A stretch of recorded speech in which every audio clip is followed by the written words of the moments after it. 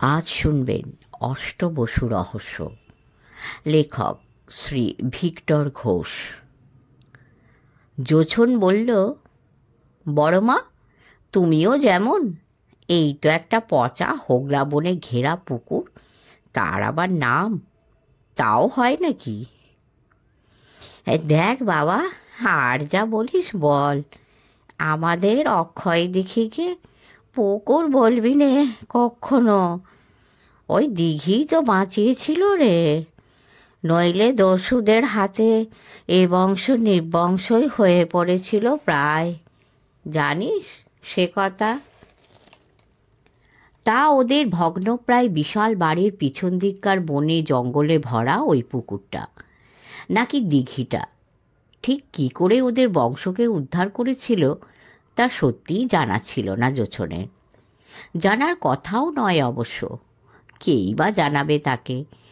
পুরনো দিনের লোক বলতে ওদের পরিবারে এই এক বৃদ্ধাই যা বেঁচে আছেন এখনো। কেউ বলে 105 বছর বয়স, আবার গ্রামের পুরনো লোক কেউ বলে না গো না, তারও বেশি। আমার ঠাকুরদাও পৌষ মাসে ওর হাতের পিঠে পায়েস খেয়েছে বলে শুনেছি। তা সে যাই হোক, যে গল্পটা বলতে বসেছি সে গল্প ঠিক কোন জায়গার তা বলা বারণ, যদিও গল্পটা বলতে কোনো মানা নেই। কথা হলো, জোছনের এই বড়মা হচ্ছেন ওর বাবা ঠাকুরদার ছোট ভাইয়ের স্ত্রী, যিনি এক মাথা সাদা চুল, গোল গোল হাসি মুখ আর খুশি খুশি মিটমিটে দুটো চোখ নিয়ে এখনো বহাল তবিয়তে বেঁচে আছেন। গ্রামের অনেকে দক্ষ বুড়ি বলে নাম ধরে ডাকলেও জোছন আদর করে বড় মা বলে ডাকে বৃদ্ধাকে। বৃদ্ধার একখানা দাঁতও অবশিষ্ট নেই, হামানদিস্তায় ছেঁচে দিনে 8 থেকে 10 খানা পান খায়। আবার জয়া রাঁধুনির হাতে ভালো কোনো দিন একটু বেশি নরম হলেই বুড়ি কুরুক্ষেত্র বাঁধান। হ্যাঁ গো জয়া, অমন সুন্দর সেদ্ধ চালের ভাত দাঁড় করিয়ে দিলে খাড়া দাঁড়িয়ে থাকবে কোথায়? তা নয় তুমি গলিয়ে একেবারে কাদা করে দিলে, এ কি আমার খাওয়ার যোগ্য আছে? ইত্যাদি ইত্যাদি। তা দক্ষ বুড়ি দোতলায় উত্তর দিকের শেষ ঘরটায় নিজের মতো পান দোক্তা ইত্যাদি নিয়েই থাকেন। জোছন ছাড়া বাড়ির আর কোনো মানুষের সঙ্গে কথাও বলেন না, কিংবা কাউকে বিশেষ পাত্তাও দেয় না। কাজের মধ্যে রোজ সন্ধ্যাবেলা নড়বড়ে হাত পায়ে কোনো রকমে ওই পুকুর ঘাটে তুলসী মঞ্চ দুটোয় 2খানা প্রদীপ জ্বালিয়ে আসেন, ব্যাস। জোছন দক্ষিণ কলকাতার কোনো একটা অনামী কলেজে ইতিহাস নিয়ে গ্র্যাজুয়েশন করছে। সামনের বছর 3rd ইয়ারের ফাইনাল পরীক্ষা দেবে। ওর বাবা মা দুজনেই গত হয়েছেন, 3 কাকা থেকেও নেই। নিজের খরচ তাই জোছন নিজেই টিউশন করে চালিয়ে নেয়। এই বাড়িটা কলকাতা থেকে অনেকটা দূরে বলে ও কলেজের কাছেই একটা ঘর ভাড়া নিয়ে থাকে, আর সপ্তাহ শেষে ট্রেনে করে ওদের চন্দ্রপুর গ্রামে এসে পূর্বপুরুষের ভিটে 2 দিন থেকে যায়। জোছনদের এই 4 মহলা বাড়িটা 200 বছরেরও বেশি পুরনো। তারও আগে ওখানে ওদের আদি 1 মহলা বাড়ি ছিল, যদিও প্রাসাদের মতো সে বাড়ির অবস্থাও করুণ। যে বসু পরিবার এককালে এই চন্দ্রপুর এবং আশেপাশের আরও 5খানা গ্রামের পত্তন করেছিল, তাদেরই আজ প্রায় নুন আনতে পান্তা ফুরোয় অবস্থা। একটা রান্নাঘর ভেঙে 3টে রান্নাঘর হয়েছে। চাষের জমি, পুকুর, খামার একে একে সবই গিয়েছে। শেষে এখন এই বসতবাড়ি আর ওই দিঘি নিয়ে টানাটানি। একমাত্র ঝুলে থাকা কেসটাই হেরে গেলেও ও দুটিও হাতছাড়া হবে বসুদের। পরিবারের 9-10 জন সদস্যকে এক প্রকার পথেই বসতে হবে দেখা যাচ্ছে। বাড়িতে জোছনের কাছের লোক বলতে ওই বড়মা, আর আছে বড়মার মাথার মধ্যে জমে থাকা হাজারো গল্প। ওদের পূর্বপুরুষদের গল্প, ওদের গ্রামের গল্প, ওদিককার নদী নালার গল্প, ডাকাতের গল্প, এই সব। ওই সব গল্প শোনার আগ্রহই যে তাকে বারবার টেনে আনে এ বাড়িতে, তা জোছন বেশ ভালো করেই জানে। আচ্ছা বড় মা, আমার ঘাট হয়েছে, তোমার পুকুরকে এবার থেকে আমি দিঘি বলবো। ঠোঁটের কোণে হাসি চেপে বলল জোছন। ঘাট, পুকুর, দিঘি, কথার পেঁচে আমার সঙ্গে মস্করা করছিস নাকি রে? বড় মা ঝাঁঝিয়ে ওঠেন। না না, সে কি বড় মা, ঘাড়ে তো আমার একটা বই দুটো মাথা নেই, তুমি গল্পটা বলো প্লিজ। গলার সুর যতটা সম্ভব করুণ করে বলে উঠল জোছন। শোন তবে। ফিরিঙ্গি দস্যুদের তারায় নদী বেয়ে পালিয়ে এসে এই দিঘির হোগলা মনে লুকিয়ে বেঁচেছিল তোদের পূর্বপুরুষ চন্দ্রমোহন সাহা। সে কি বড় মা, আমরা তো বসু, আমাদের পূর্বপুরুষ আবার সাহা কি করে হবে? আহ, তুই বড় গোল করিস বাবা, তোকে দেখছি সেই শুরু থেকে শুরু করতে হবে। যা একবার তো ছোট কাকিমার হেসেলে গিয়ে আমার আর তোর জন্য 2 কাপ চায়ের ব্যবস্থা কর দেখি, তারপর তোকে সব বলছি। চায়ের কাপে চুমুক দিয়ে বড় মা শুরু করলেন। তোকে আজ যা বলবো তা সবটাই আমার দাদা শ্বশুরের কাছে শোনা। মারা যাওয়ার আগে আমি তার খুব সেবা যত্ন করি, তাই যাওয়ার আগে তিনি এ বংশের এত সব কথা আমাকে বলে গেছিলেন কিনা। বলতে বলতে বড় মা 2 হাত কপালে ঠেকিয়ে একটা ছোট্ট নমস্কারও করে ফেললেন। আর সেই ফাঁকে জোছন ভালো করে দেওয়ালে হেলান দিয়ে আরাম করে বসে বলল, আজকের গল্পটা জমবে বলে মনে হচ্ছে। তা তোর থেকে উপর দিকে গুনলে 16 নম্বর জন ছিলেন চন্দ্রমোহন সাহা। 12 ভূঁইয়ার এক ভূঁইয়া প্রতাপাদিত্যর নাম শুনেছিস তো? সেই প্রতাপাদিত্যের কাকা রাজা বসন্ত রায়ের নায়েব ছিলেন এই চন্দ্রমোহন। নায়েব শুনেই তাকে খিটখিটে মেজাজের শুকনো চেহারার বুড়ো বলে ভেবে নেওয়ার কোনো দরকার নেই, কারণ বয়স তার কমই ছিল এবং দেখতেও নাকি সে লোক ছিলেন একেবারে রাজপুত্রের মতো। আর বয়স কম হলেও বিচক্ষণ বলতে যা বোঝায়, চন্দ্রমোহন ছিলেন ঠিক তেমনটাই। এই বসন্ত রায়ের বাড়িতে এক অদ্ভুত মন্দির ছিল। সেই মন্দিরে আমাদের চেনা কোনো দেবী বা দেবতার পুজো হতো না, সেখানে পুজো হতো অষ্টবসুর।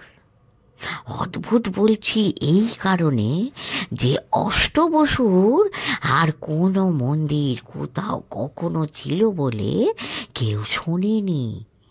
মানে আমার দাদা শ্বশুর আমায় এইভাবেই বলেছিলেন কি না, তাই তোকেও অমন করেই বললাম।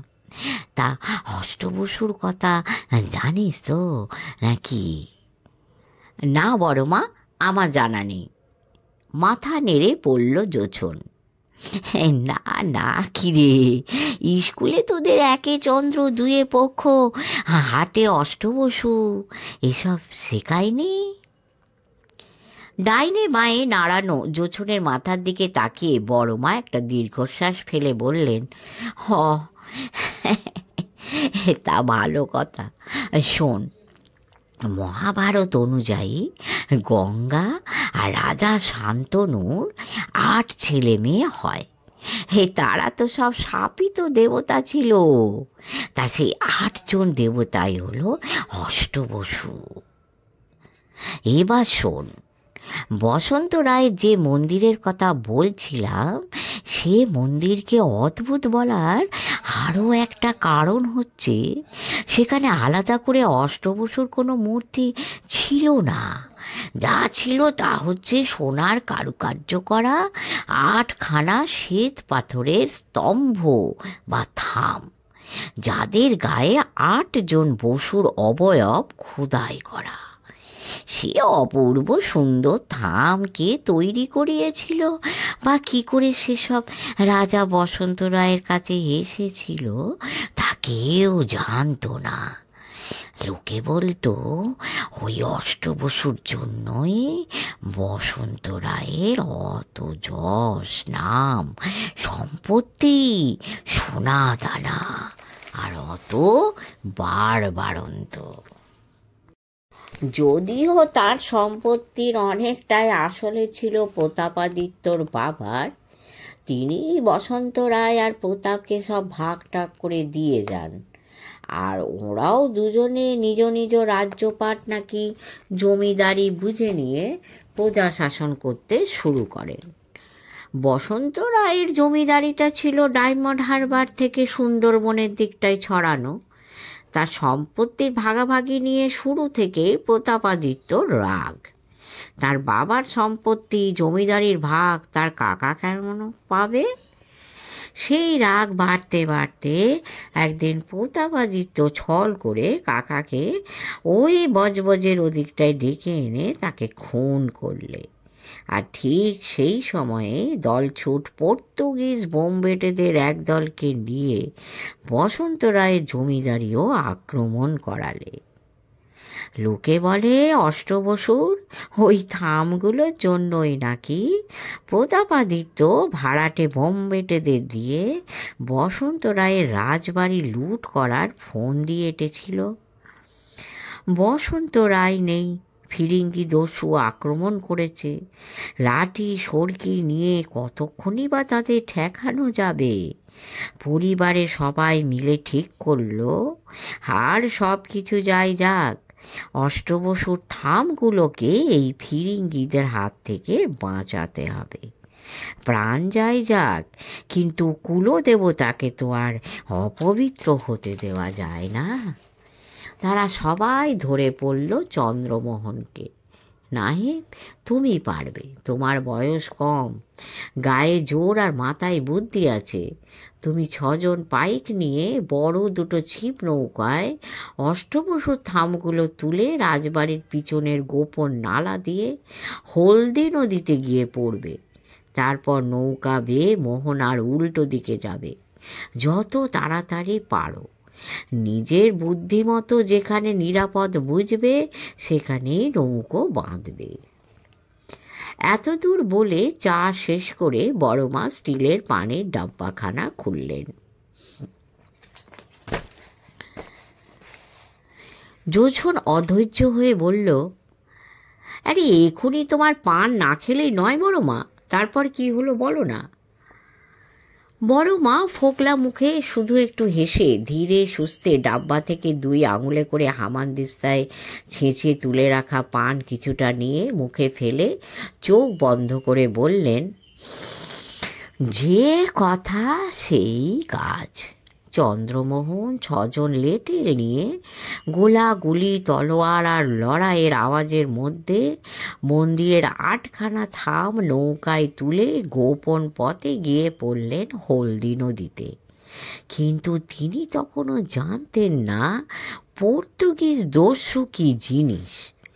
হলদি নদীতে পড়েই চন্দ্রমোহন বুঝতে পারলেন সেখানেও একটা বড় নৌকা পাহারায় রেখে গেছে তারা।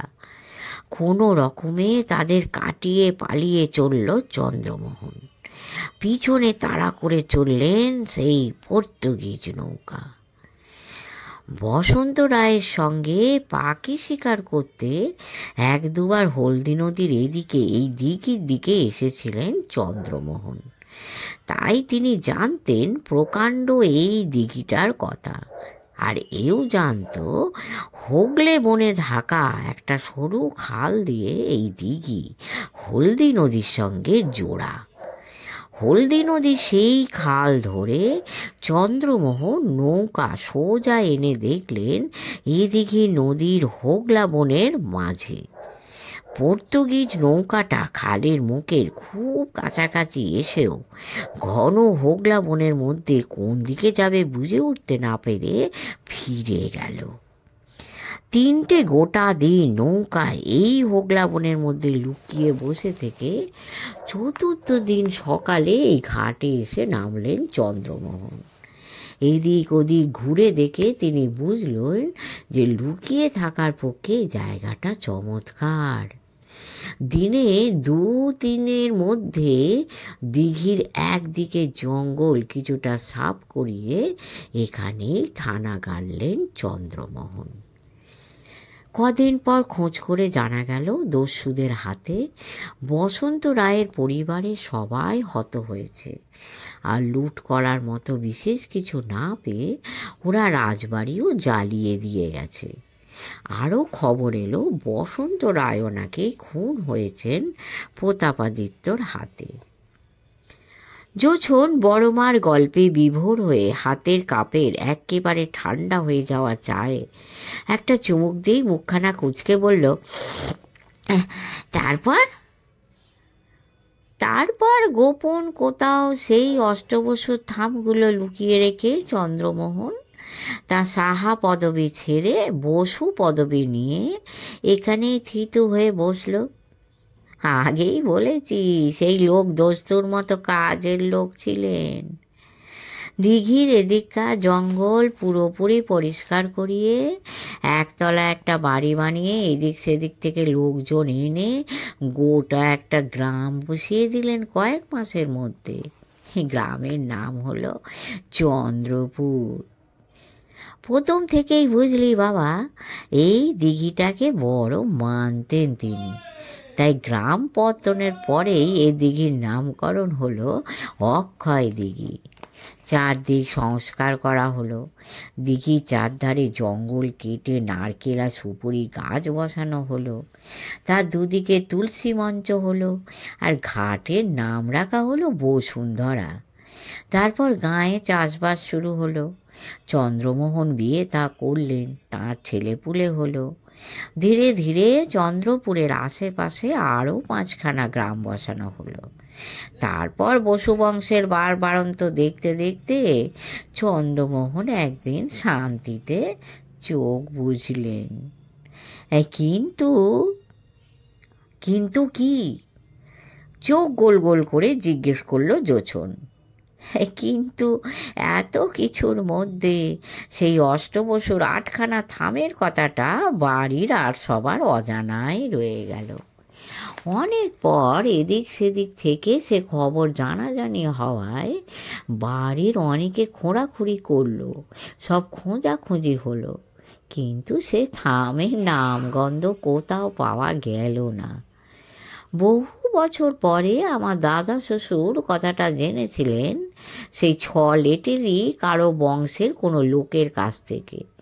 সে লোক তাকে আরও বলেছিল যে এই বংশেরই আবার কোনো দিন এমন একজন জন্মাবে যে সেই গোপন জায়গা খুঁজে বের করবে আর অষ্টবসুর পুনঃপ্রতিষ্ঠা করে বংশের হারানো গৌরব আবার ফিরিয়ে আনবে।